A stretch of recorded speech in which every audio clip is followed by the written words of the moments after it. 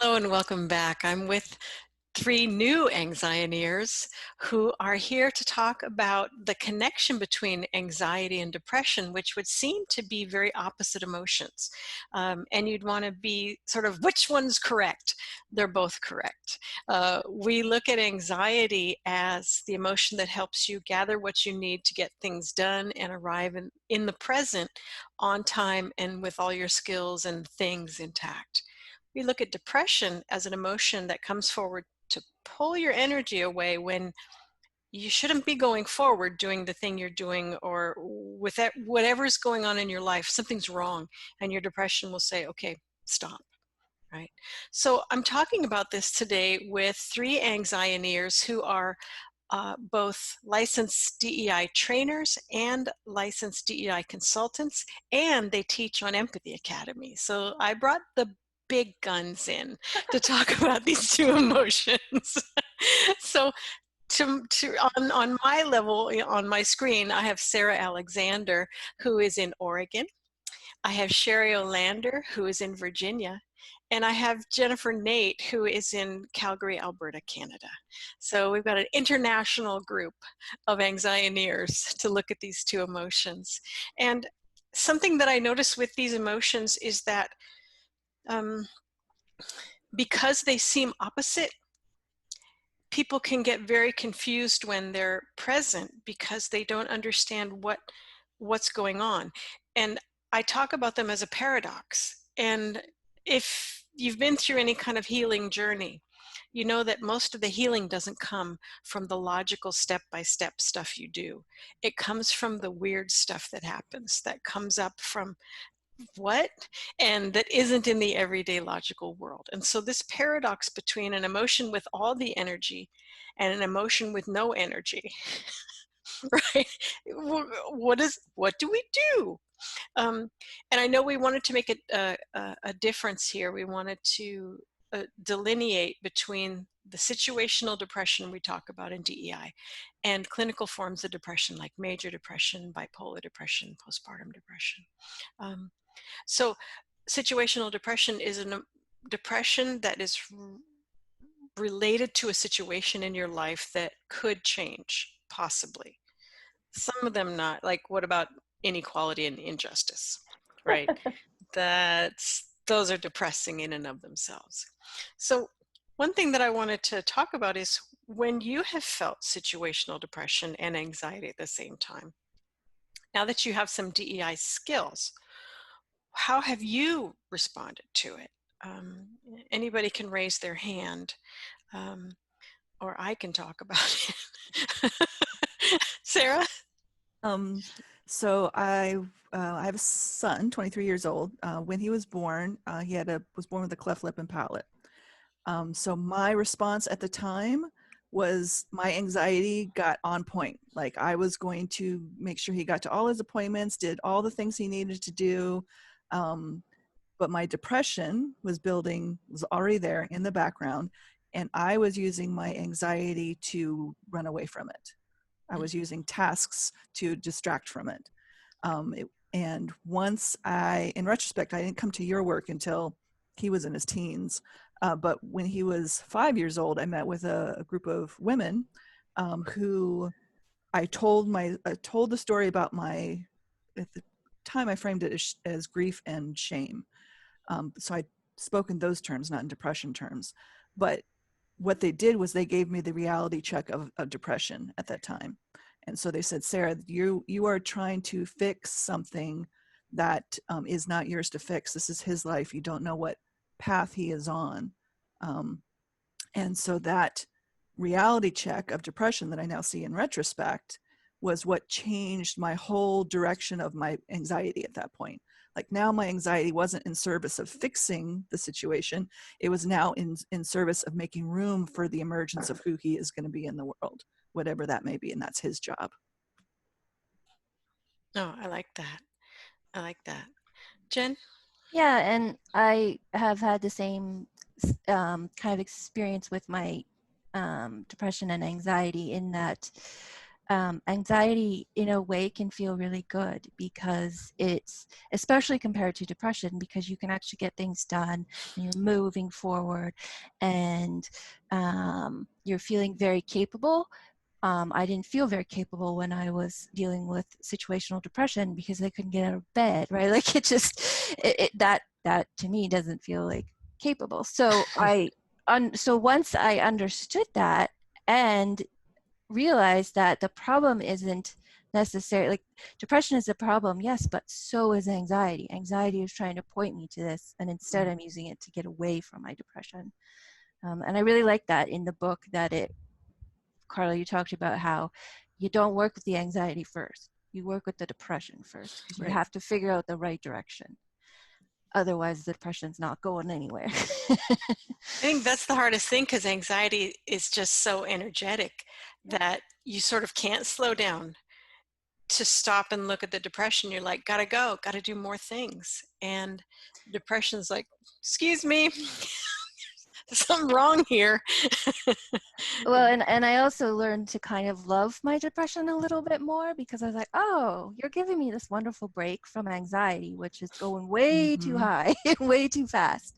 So instead of, just wanting the anxiety, I realized that, oh, this depression, it's kind of wise. Who knew? Yeah, Sherry? Yeah, to kind of go along that point, for me, I've always worked fairly well with my anxiety. Like, and when it's up, I'm usually able to get stuff done. And in a manner of speaking, I mean, sometimes it's not the right things, but it usually doesn't feel overwhelming until it gets way, way overwhelming. So I think in some ways that made me that the contrast that Jen was talking about, started to kind of revalence the emotions, because it's like, well, anxiety helps me get things done and depression doesn't. So clearly anxiety is better. It's better to be doing the things. But also when it does get to that super, super high point, depression can come in and balance it out, or kind of bring it back down. But I think for a long time, you can stay stuck in that cycle where you don't actually get to figure out what any of the original reasons are for the emotions, because they're too busy kind of balancing each other. And so it's kind of like, let's just take it down, slow it down, and figure out what's actually going on. Like, well, what are these emotions really saying, and what do I really need in the situation? Yeah, I was looking at that there's a lot of times when anxiety is just on a train, and I was just on an anxiety train last week, and I was heading toward a deadline that I wasn't going to meet, right? But what I decided to do was just put stuff out past that deadline that would force me to hit my deadline, right? It wasn't going to happen. Too much stuff had gone on, right? And so I was getting on just the most intense anxiety train. And I don't mean that I was anxious all the time, because I tend not to do anxiety in that way, but I was just loading more stuff and more stuff and more tasks and more things out in the schedule. And finally, my depression just came up, and I went, oh, and my depression was like a total reality check. It's like, you're not going to hit that deadline, so stop scheduling stuff. Like, stop it. And I think depression can a lot of times stop your anxiety, get off of its train track, right? Because it's very easy to keep going. I mean, we've seen people who work so well that they're in a job they hate 18 years later, and they've lost their soul, and their depression's just sitting here going, I could have told you this 18 years ago. So for me, depression has really been a very helpful thing. And I have to remember when I'm in an anxiety train to check in with it more intentionally, not have it come up as a big mood that is going to finally stop me, right? Because I needed to be stopped. And I also noticed I dealt with, well, I still do, it's still part of who I am, but major depression, pretty severe major depression. And anxiety would help me during those really deep, dark times, because it would be like, well, what can you do today? What about if you have breakfast? Right? It was just little tiny tasks that I could do to help me sort of live through the depression. And so I didn't realize that it was anxiety at the time. I didn't know anxiety yet, but there was some part of me that was sort of like a good parent or a good school teacher. Well, what about if you get this part of your thing done? You know, I can help you with that. So working with the two of these together, working with their paradox, I think can help you make changes that are so important, that you couldn't make otherwise, that you couldn't make while you're depressed, while you're in a situational depression, or you couldn't make when you're on the anxiety train. Yes, I think as a therapist, I see lots of people who come in with really high levels of depression, and that taking the energy out, they see that as the problem. And so me reframing it as it's helping you see the problem. Now we need to address the problem. First of all, that's paradigm shifting. And then once they can see, once like depression is allowed to do its reality check and give and transmit its information, then we really want to pull on an emotion like anxiety, which is also in the mix, because it's the one with the energy to get it done. Mm-hmm. Depression slows us down to get really important information, but then it's a great tag team with anxiety to put the energy behind then what really needs to happen. Mm-hmm. I almost see, don't tell anxiety I said this, but I almost see depression as a slightly more big picture emotion. Oh, definitely. Than anxiety. I don't mean that it's more intelligent, but it's going to look at everything in a different way that anxiety does, because anxiety looks at everything in regard to the task or the deadline, mm-hmm. whereas anxiety is looking at your whole life. And so they need each other. Yeah. Jen? Depression's the system thinker. Yes, the system thinker, and anxiety is the task thinker. Yeah. Mm-hmm. So that's why we say, go ahead. I was going to say, I find it so interesting that before I did this work, it was really hard to actually identify depression and anxiety as different, even though they're so opposite. Mm-hmm. And I find like lots of people can't say whether they're in depression or anxiety. And I think probably because it's both, right? And you don't know what to do with it, and then it gets confusing. So we bring in some confusion too. Not to mention if there's shame and panic in there too. Oh yeah, they're all there. Which it usually is. That's easy peasy. Lemon squeezy. Yeah, I think that that knowing that larger picture, sometimes it would be really important to ask depression. In the book, we call it depresxiety. It's depression and anxiety together. But when you're setting out to set a deadline or do a task, I think it might be helpful to ask your depression, is this going to help me in the larger scheme of my life? Right? And then to listen before you get the anxiety focused on the task or the deadline. Mm-hmm. And then what if the task or deadline that you have to hit is like work related and kind of pointless? Maybe depression can be like, yeah, you're right. It's kind of silly, but go ahead and do it because you need money or whatever. You need money, and maybe we need to look for another job too. Yeah. You need another job and money while you're looking for another job. Yeah. Mm-hmm. Yeah. I love the truth of that, how the paradox of anxiety and depression can really help you see that often there are two things at once that are both correct. Yes. And you still have to move forward. Yes. Mm-hmm. Mm-hmm. Yeah. No, I think that's really good. I've known so many people who can't move forward. And they don't get where they need to go because they're looking at this as a conflict instead of a paradox. And a paradox can really open up the whole situation so that you can understand it in a different and larger way. It brings in mystery and transformation. Mm-hmm. Yeah.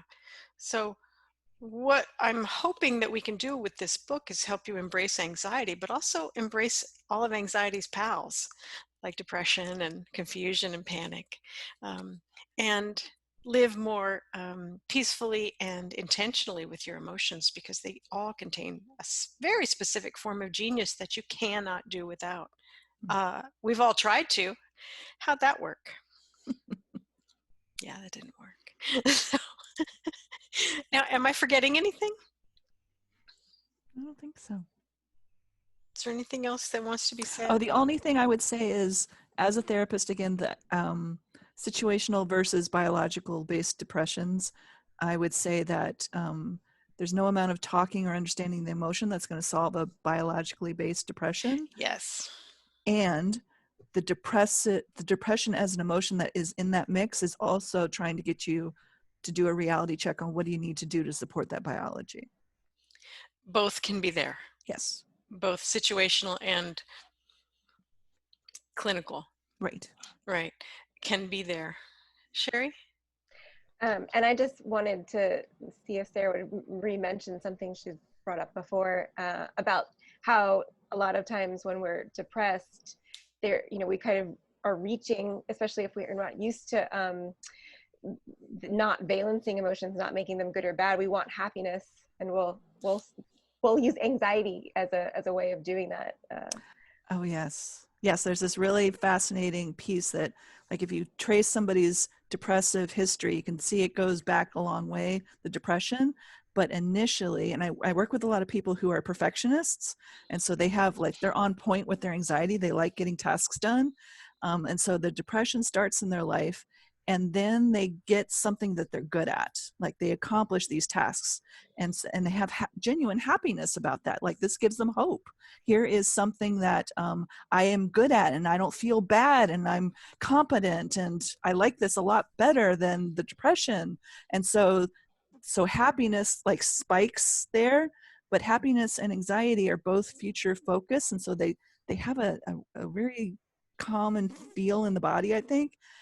So that happiness happens, but then over time, the depression is like, this problem is still here. You still need to work on this problem. So the happiness is going down, and anxiety is replacing the happiness. Because the anxiety, in my mind, is, among other things, trying to, like, what really needs to happen is get the person back to the depression and the work of depression. That needs to happen for the life to change. And here's my pug in the frame. Your pug. I was like, guess what? Murphy's butt. Murphy's butt.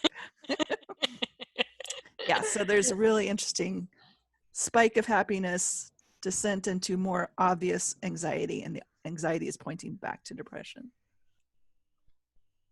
It's so wonderfully complex emotions. I see them as this kaleidoscopic realm of brilliance and genius. Mm-hmm. And it's so important to develop your emotional vocabulary and your emotional skills, because you need to know which emotion you're working with and why. Like Jen was saying, people don't know, is it anxiety or depression? It can't be both. And we're saying, yes, it can. Yes, it's all of them. Yeah, whatever you can have emotions these are on two the scene emotions. have a particular, very important and genius response to the problem. It's not just one emotion that's taking care of things. Yeah. Yeah. They need each other, and we need them. Mm-hmm. Thank you so much for talking and for bringing your expertise in anger, in anxiety. Well, you got good expertise in anger too, anxiety and depression. Thank you so much for being members of the Anxioneers, for one, for all emotions, for the Anxioneers. Thank you so much. Bye-bye. Thank you.